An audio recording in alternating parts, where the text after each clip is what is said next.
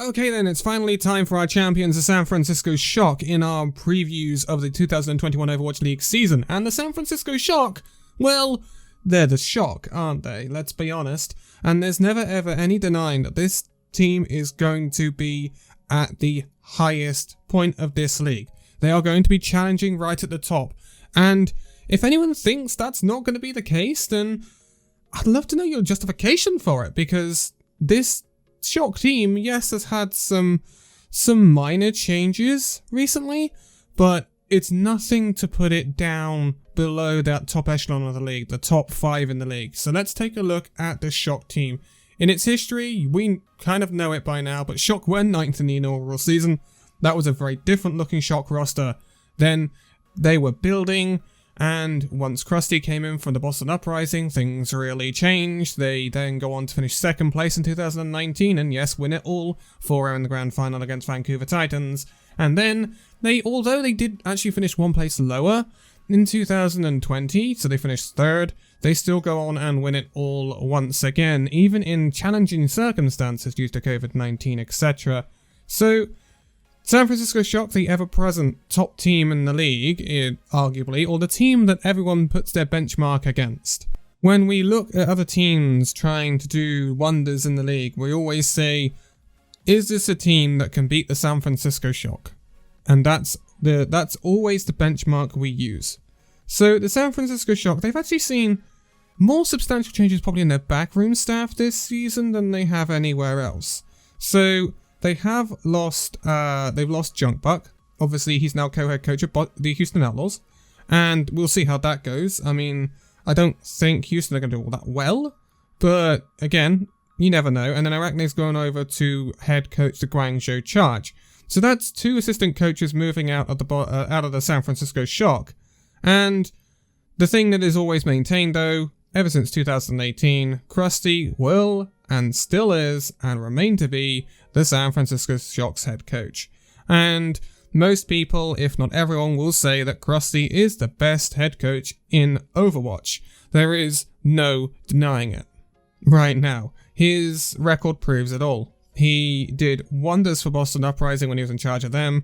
He started to turn around at the Shock and has led them to 2 championship titles in a row. And they are not against going for a 3rd. So there's nothing you can... Crusty is Crusty, right? But he has new people around him. So Caceres is being promoted. I believe he was an analyst at the end of last season. He's now going to be an assistant coach. He's going to be assistant coach alongside Agape, who's coming in from London Spitfire. And Agape, it's a difficult one for Agape, right? Because he didn't have the best of seasons last season, head coach in the London Spitfire. But when he was assistant coach of the London Spitfire, he was assistant coach under the championship winning squad for the Spitfire. And that's when I believe Spitfire had Chengun as their head coach. And Agape, I still rate very highly Agape, actually. And I think he will be great alongside Crusty. And I wouldn't be surprised if he does something similar to what Arachne and Junkbuck have done. I think Agape, after the rough season with London, this is exactly what he needs. To step back to an assistant coach role, prove that he's still perfectly fine in that role, which I think he will be at the Shock, and then all of a sudden he'll have loads of people knocking on his door again in 2022 for head coach positions. So that wouldn't surprise me. And then, I mean, in the absolute, this is not necessarily going to be the case, but say Crusty moved on from the Shock in 2022 after a 3-peat maybe, which, I could see happening, then, especially if he wants a new challenge, then Agape could just take over as head coach of Shock. And again, that wouldn't be too much of a surprise, especially if Shock do well this season. So that's the backroom staff of the Shock. Not too much has changed. They've still got the same analysts they've had for 2-3 years now, and it's still fairly consistent. But they have, however, made other significant changes to their roster. So we obviously know about the people they lost mid-season last season. It wasn't too much of a problem for them, including one certain American player that we won't name right now. And then we saw them lose Rascal. Rascal now over at Philadelphia Fusion. That was actually a pretty substantial loss at the time for the Shock. But I don't think it will deplete them in any way. I think it just changes the Shock slightly, but I don't think it makes them too much weaker in some respects, especially with the people they've got to replace Rascal. Like, I don't think it's going to be too much of an issue for them. The bigger one, I think, is Moss. Moss now at the Los Angeles Gladiators. And Moss is not a big thing in terms of play, right? Like, the replacement they've got for Moss, mechanically, gameplay-wise, perfectly fine, if not better than Moss, right? But leadership-wise, I think that is a big loss. And I think that's a very major reason why they need to keep hold of Super. The only problem with that is Super doesn't tend to play every match for the Shock, because Smurf is very often a much more viable option for Shock to take when it comes to Winston and Hammond and things like that. You only really see Super come in when it's Reinhardt. And also the Hog at the end of last season. So that can be a little bit of an issue. Obviously Super's still team captain. So yeah, I mean, it's going to be difficult. But I think there is a little bit of leadership lost there. And I'll be interested to see who picks up that baton for San Francisco Shock. I think it is very interesting to see what happens with that. But then moving on to more recently, they've lost Arns, who was their actually phenomenal tier hit scan player from last season. And I'm not too surprised Arns went and retired. I believe he's now playing Valorant. And it doesn't surprise me too much. Arns basically came to the Shock to prove his worth and to prove how good he could be. He did that. I don't think anyone can really disagree with that. And again, some people may be up and down about the replacements that Shock have got, but I still think they're going to be fine. I really, really do. So talking of the replacements, let's move on and talk about them. So, first of all, the retained for the Shock. It's a long list because, unsurprisingly, they're not going to change too much from a Shock roster that's just winning things and winning things for fun. So, Super remains, Choi Hyobin remains, Smurf remains, so they've still got some of the best tanks in the league. Violet and Striker, again, Violet, one of the best flex supports, if not the best flex support in the league. Striker, one of the best DPS players in the league. And then we have Twilight.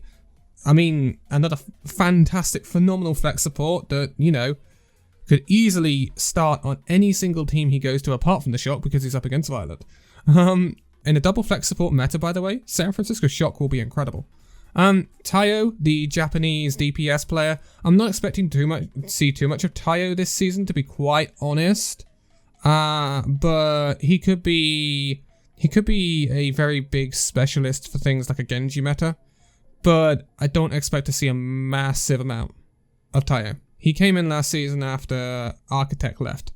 Architect moving over to the Spark was a ill-timed thing for the Shock, considering the meta that came in just after Architect left. But Tayo, yeah, I think he'll be a specialist. I don't think we're going to see too much of Tayo. So here come in the replacements then. So the replacement for Moss will be FD God. FD God coming in from the Paris Eternal. Obviously, Paris Eternal exploded in the off-season due to financial difficulties, lost all of their star-studded roster, and FD God was a massive part of that. He was a role star last season, I believe, actually, and he gets promoted to basically the biggest promotion he could have actually got in the league. FD God, he will be good, but this is what I mean about FD God. Is he a leader like Moss was?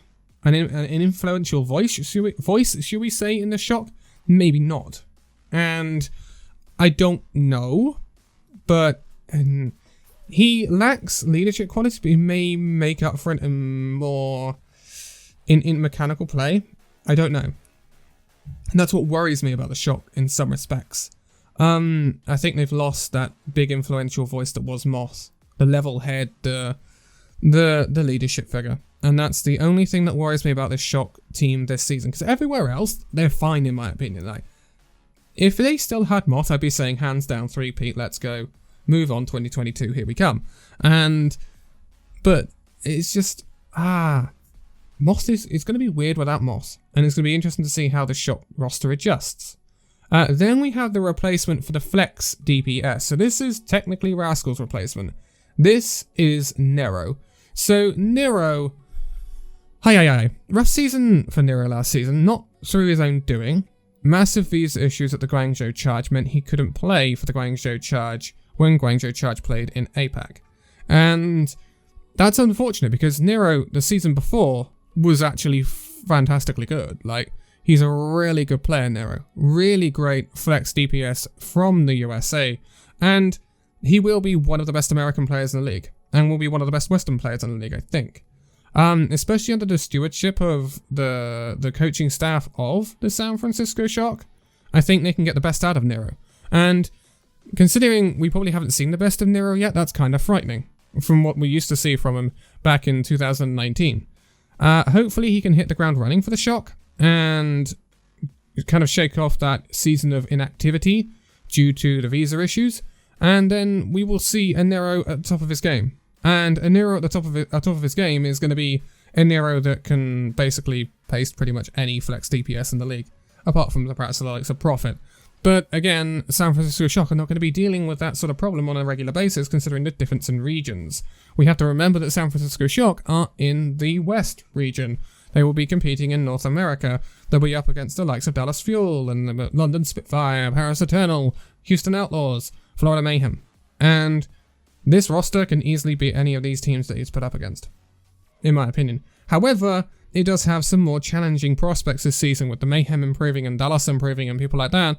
It does have some more challenging prospects this season, but there's also a give and take with that because there's no Philadelphia Fusion. And Philadelphia Fusion actually pipped them to a higher placing in North America last season. So, yeah, it's difficult. But the Shock will still be good. And now we move on to the replacement for the hit scan DPS. This is the replacement for Arns, and this is going to be Glister. So Glister comes in from the London Spitfire alongside Agape. I very highly rate Glister. He was one of the shining lights on London last season on a very, very, very poor London Spitfire. Let's be honest, London Spitfire were not good. And that was mainly due to a mediocre support line. Well, apart from Sanguinary, I suppose. A mediocre support line, frankly, terrible main tank line. Some okay off tanks, and not really, they just didn't, there was no purpose to London last season. It just didn't look like it. However, Glister really popped off at times. Like, he really popped off and demonstrated some fantastic skill. And I think Glister needs a team where he can actually develop and show off that skill. And what better team to show off and develop that skill than the San Francisco Shock? I think the Shock can mold Glister into one of the best DPS players in the league, given time. And again, this is something very significant to say. The Shock, this is not a rebuild, but this is a beginning of a shift for the Shock, I think. 2 years now, they've had pretty much the same roster. Some of them at starting age, like Moss. And when you look at some of the people that have gone out, it's more aged people. And the 3 that have come in are all 19. It is Shock planning not just for this year, it is the Shock planning for the next couple of years. And I think FD God, Nero and Glister are going to be a massive part of their plans. Hence they have come in now. And they will slot straight into this roster. Unless it's running something like a Tracer long range hit scan, then it'll be Glister Striker. Something like that. So it is a very balanced, a very good, and a very capable roster. And it is a roster that's got pretty much every single area covered in terms of meta, as San Francisco Shock always do. And that's why they are going to be one of the best teams in the league. And you can never deny it. However, we will move on to the fact that we have heard rumours that Glister isn't doing that well in scrims. But I'd like to, I mean, the Shock got beaten by New York Excelsior in a scrim as well. But that wasn't the full Shock roster, by the way. I watched those scrims. Something we have to take into account about scrims, and I know this even on a much smaller level with Illusion, scrims mean bloomin' nothing. Because there's 2 ways you can scrim, right? You can scrim to win, or you can scrim to practice. And sometimes teams will go into a scrim playing one comp. No matter what the map is, no matter what the opponent is, they will play that comp just to get better at it. And it can provide erroneous results. There's the whole thing of scrim bucks. At the end of the day, scrim bucks mean nothing. Scrim results mean nothing. What means a massive amount is what you do on the day. And San Francisco Shock, no matter what you say, always turn up when they need to. They may not top the standings in the regular season, but when it comes to playoffs, well, they'll always be up there, mind. They'll always be top 5 because that's the way San Francisco Shock are. But when it comes to the playoffs, San Francisco Shock turn up. The clutch factor is always there. The skill is always there. The absolute pop-off plays are always there. Because this is San Francisco Shock. And they'll never be any different until they have completely different coaching staff. Simple as that. The Shock will be one of the best teams in this league this season. That is without a doubt in my opinion. However, let's move on to the first 6 fixtures for the San Francisco Shock in 2021. It's going to be a mixed bag, because there are some difficult ones and there are some not so difficult ones. Last year, San Francisco Shock had a slow start to the season, losing the first 2 games against the 2 LA teams. Will they have a similar start this season? I don't know, because LA come around again. So, the first match of the season will be against the Gladiators. That won't be easy. That is Moth against his old team. That is one of the teams that is picked to be one of the best in the league. Oh, a lot of people are rating very, very highly. So, Gladiators are not going to be an easy opponent for the Shock in their first game of the season. And it is a game that I could feasibly see the Gladiators taking. However, I think it'll be a close one. I don't think it will be a whitewash in any respect. An interesting one though. I would still back the Shock, but it could be a weird fixture, that one. Then they have Houston Outlaws in the second match of the season. I would not expect the Shock to drop Houston Outlaws. They should win that one. A Shock on usual form with 3-0 that one, but I don't know. Houston could get a weird map or something like that. Then we move on to Florida Mayhem. Florida. It depends how Florida hit the ground running, because I really, really like the Florida Mayhem roster this season. Like, I think the Florida Mayhem roster, if OG really does well, can be actually a massive dark horse in 2021. However, I still think the Shock are slightly better, and I think it will take time for this Florida Mayhem roster to sort of settle. So I think the Shock will win that one, but I think that could be an absolutely massive match for the third match of the season. Really could. Could be really, really good Overwatch on the show. And then the fourth match, we see them take on the Atlanta Reign. Again, this would be a similar thing to the Houston Outlaws, where, yeah, Atlanta may take a weird map, but Shock should win it. And they should win it pretty comfortably. So that's like the first batch of fixtures, the May Melee, and then we move over to the June Joust, which is where we will see hero pulls. But again, I don't think hero pulls are going to have a massive effect on San Francisco, because San Francisco are just so adaptable. So first in line for the 5th match of the season will be Toronto Defiant. Toronto Defiant, they've got a good roster. I don't think it's a Florida Mayhem level roster, but it is a good roster. I think Toronto could possibly make that close on their day. Again, it will heavily depend on the meta. And, like, I mean, if we go into a Rhine meta because of the hero pools, then I think it favors the Shock massively.